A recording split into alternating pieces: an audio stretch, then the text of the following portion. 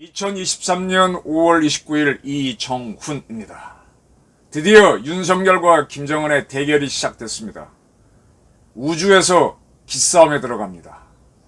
이 싸움에 아주 중요한 요소가 작동합니다. 일본, 반일이라는 요소가 상당히 중요한 역할을 할 것 같습니다. 반일에 주목하십시오. 일본이 이번에 북한이 발사하는 발사체를 요격할까요? 여기에 관심을 기울이기 바랍니다. 그리고 대한민국 해군은 차기 13 사업으로 정조대왕급 세척 도입 사업을 하는데 거기에 SM-3를 탑재해라. 저는 처음부터 주장해 온 건데 다시 한번 강조하는 바입니다. 오늘 대한민국 외교부가 NSCC 상임위원회 결정에 따라 북한에 경고 성명을 냈습니다. 북한이 조만간 발사하려고 하는 정찰위성은 즉각 철회하고 그리고 끝내 발사를 강행한다면 그에 대한 응분의 대가와 고통을 감수하게 될 것이다 라고 밝혔습니다. 북한의 소위 위성발사는 탄도미사일 기술을 활용한 일체의 발사를 금지하는 유엔 안보리 결의에 대한 심각한 위반이며 어떠한 구실로도 정당화될 수 없는 명백한 불법 행위다 라고 외교부 대변인은 성명을 밝혔습니다. 정부는 한미일 공조를 바탕으로 국제사회와 협력해 북한의 도발에 단호히 대응해 나간다라고도 얘기했습니다. 이렇게 정부가 이제 이런 외교부 대변인 성명이 나오기 전에는 우리 NSC 상임위원회를 열었죠.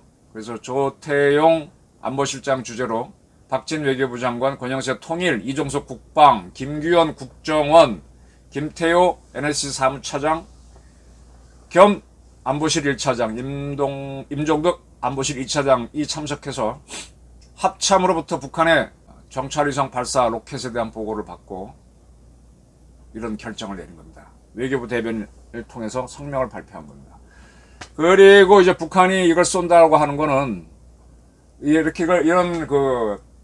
군사용 미사일도 그렇지만은 북한은 군사용 미사일은 그냥 쏴버리고 이 위성을 띄우는 우주 발사체는 IMO라고 국제 해사기구가 있어요. 그다음 이카오라고 국제 항공 여객 협회도 있을 겁니다. 이카오하고 IMO에다가 우리가 언제부터 언제 사이에 이쪽 방향으로 우주 발사체를 쏘니까 배나 비행기는 조심해라라고 통보를 합니다. 그걸 안 하고 하게 되면 상당히 국제적으로 고립이 되죠.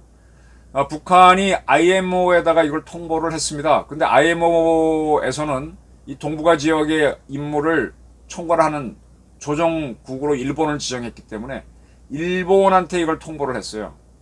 그래서 일본이 근데 보통 이걸 띄우게 되면은 저도 아까 찾아봤습니다. IMO나 이카오에 들어가서 사이트에서 북한이 뭐라고 띄워놨는지 보려고 했더니 그 사이트에는 띄우지 않고 통보만 했습니다. 일본한테 우리가 31일부터 발사를 할 테니 알고 있어라 라고 했습니다. 이번에 북한이 쏜다면은 2016년에 북한이 쏜 적이 있어요. 그때 북한에 이제 북한은 위성 이름은 되게 광명성을 이름 붙이고 그 다음에 쏘아 올리는 발사체는 그전에는 은하라 그랬는데 약간 이름 바꿨는지도 모르겠습니다. 은하라 그랬고 은하 발사체에 우리는 이제 누리호 발사체 안에 누리호 로켓이 들어갑니다. 누리호 로켓 4개로 1단, 1개로 2단, 누리호의 10분의 1인 7단짜리 로켓으로 3단을 만들어서 누리호 발사체를 만들었는데 얘네들은 백두산 발동기를 가지고 은하를 만드는 걸로 보입니다.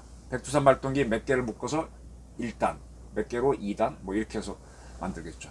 저는 은하 로켓으로 알고 있는데 이번에 뭐를 발사할지는 모르겠습니다. 2016년에 북한이 광명성 위성을 발사한다 그랬고 처음 통보한 거에 비해서 좀 늦어져서 7일 뒤에 발사를 했었고요. 2012년에도 광명성 3호 2호기를 발사했었습니다. 지금 이렇게 하게 되면 이제 북한이 3번째로 쏘는 건가? 나도 좀 헷갈리는데 6번째인가요? 좀 여러 가지 보도가 헷갈리는데요. 어쨌든 근데 이번에 이제 이거 쏘아 올리는 거는 지난번에 북한이 고체 연료를 탑재한 걸로 보이는 화성 18형을 발사했거든요. 그 발사 기술을 이용하는 건지 좀 두고 봐야 됩니다. 북한이 현재까지 그 위성체를 올린 시도는 6번이었습니다. 그 중에 궤도에 올라간 거는 2012년 12월 발사한 거하고 2016년 2월 발사한 거하고 그 다음에 나머지 것들은 좀 그런 것 같아요. 근데 이것들이 지금 지구 궤도를 돌고 있는지 뭐 그건 큰 관심이 없습니다. 이때 올린 위성들은 이렇게 보시면 돼요. 멍텅구리 위성. 그러니까 거기에는 배터리가 있고 일정한 노래나 뭐 음악 같은 거를 계속 송신만 하는 거예요. 그럼 그 전파를 밑에서 잡는 거죠.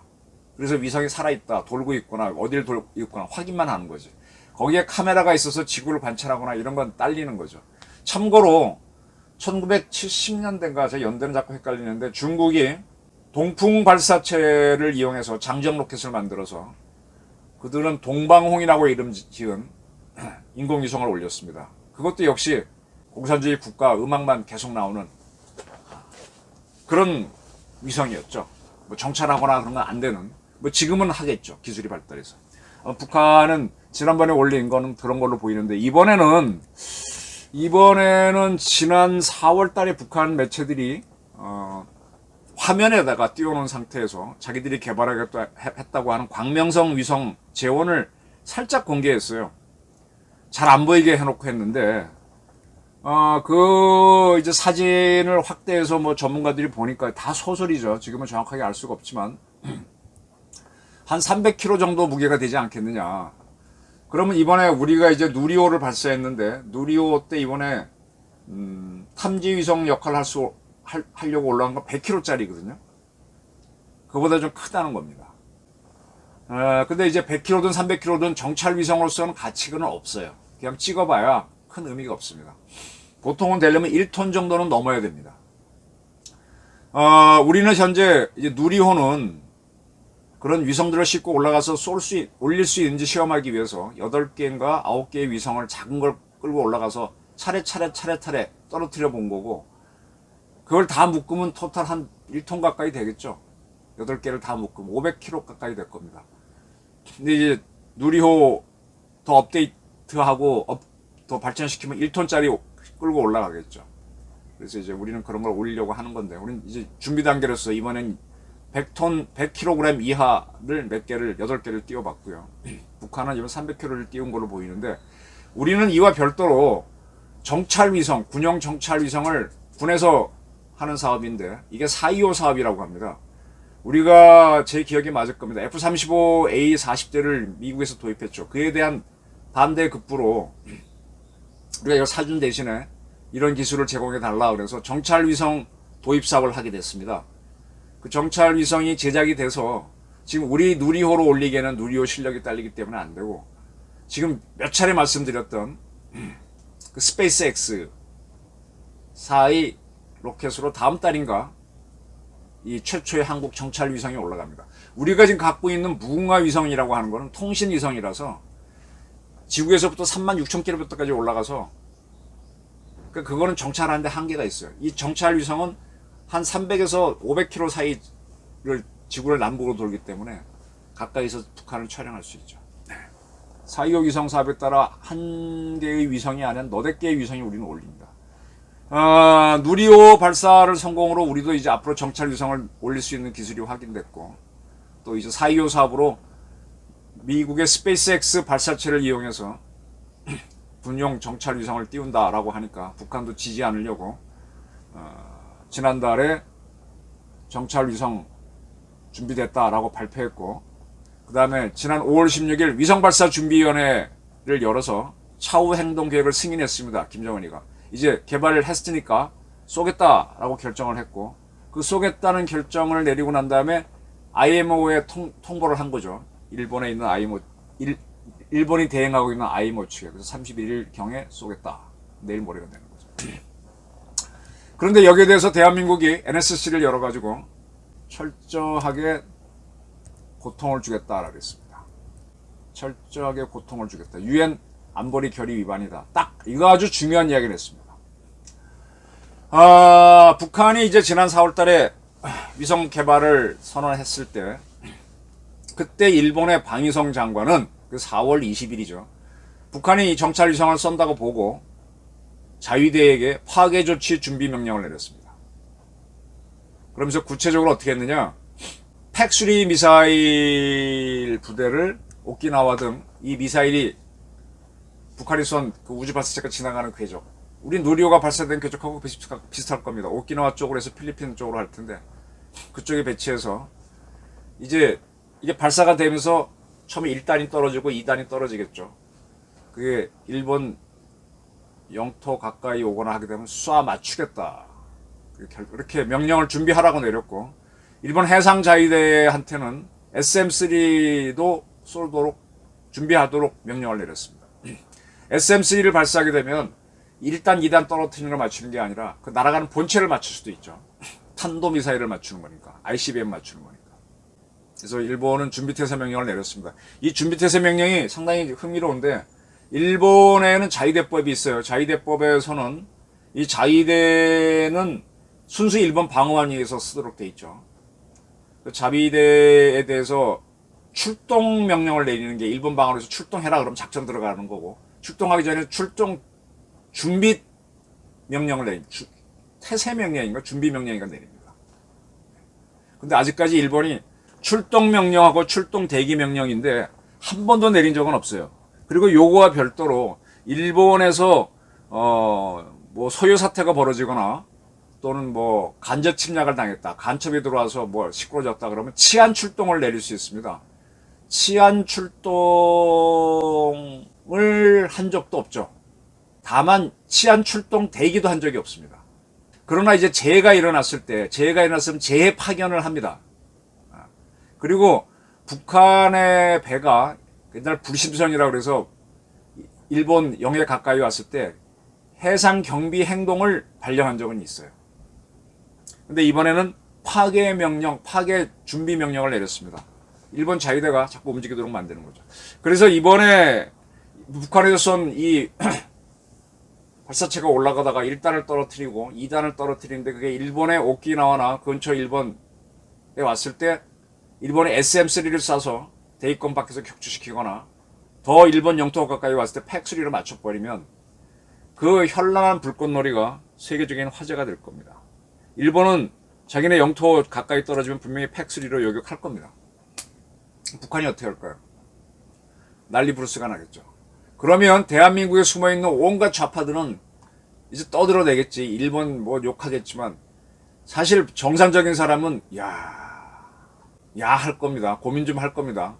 일본을 우리의 친구로 봐야 되느냐 적으로 봐야 되느냐. 친구죠. 북한이 적을 우리한테 떨어뜨릴 수도 있는 거니까.